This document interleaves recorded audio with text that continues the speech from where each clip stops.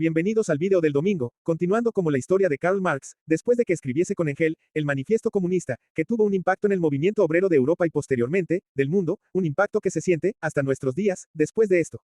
Marx dejó Bruselas y se dirigió a Londres para continuar con sus investigaciones y análisis del capitalismo, y la pregunta es, ¿por qué desde Inglaterra? Es porque en este lugar se evidencia el colapso del sistema económico rural, para dar paso al sistema del capitalismo, que éste se alimentaba de miles de inmigrantes campesinos que venían a las ciudades para buscar trabajo, apunte, no por mejores oportunidades de vida, sino porque fueron desalojados de sus tierras, por los señores feudales, que vendían las tierras a los burgueses. De esta forma los capitalistas obtenían mucha mano de obra barata. Con este precedente, Marx dijo, que libertad puede tener, el que no posee nada. Además criticaba a la Iglesia por su participación para que esto ocurra. Marx dijo, la religión es el suspiro de la criatura oprimida, el corazón de un mundo sin corazón, el espíritu de una situación que carece de espíritu. En conclusión, el opio del pueblo. El punto es que por estas razones los obreros venían a las ciudades y aceptaban trabajos muy malos y peor pagados, con horarios de trabajo de 16 horas al día, los 7 días a la semana, que además incluía mujeres y niños, que cobraban aún peor. Estos son los datos que recaudó Marx, que podían variar de industria a industria, pero la norma general era la explotación de los obreros.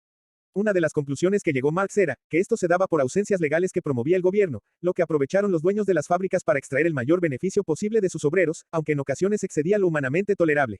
Abro paréntesis, estos abusos se daban por la forma en la que eran educados los capitalistas, con obras de Adam Smith y David Ricardo que deshumanizaron a los obreros, para que produzcan los bienes y servicios que la sociedad demandaba. Pero debemos mencionar que, este sistema fue influenciado por la filosofía china que empezaba a contribuir, con la formación de la primera revolución industrial de Europa, más que todo por la ideología china que decía, por lo general en la guerra, es preferible preservar un país entre comillas enemigo, que destruirlo, preservar un ejército entre comillas enemigo, que destruirlo, por tanto, obtener 100 victorias sobre 100 combates, no es lo mejor, lo deseable es someter al enemigo, sin librar batalla alguna.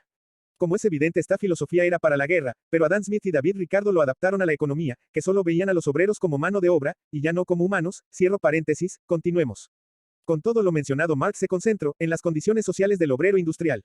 Para 1859 dio el primer paso para su obra, Contribución a la crítica de la economía política.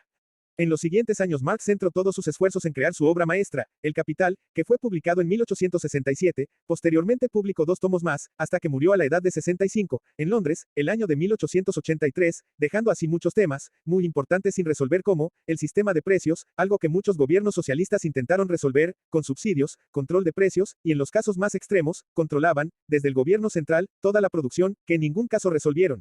La demanda del mercado, y como ya sabemos nunca tiene buenos resultados en la práctica.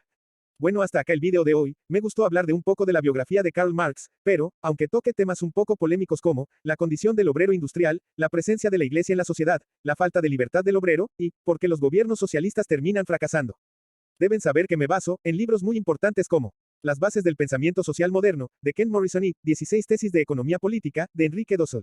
En estos libros encontrarán datos e información muy importantes para entender más el pensamiento de Karl Marx y por qué este criticaba duramente a autores muy importantes como Hegel, Adam Smith y David Ricardo, pero la razón básica de esto es porque estos autores no incluyeron a la sociedad en sus estudios, lo que provocó que se deshumanice al obrero industrial, lo que llevó a cosas tan inhumanas como la explotación de hombres, mujeres y niños.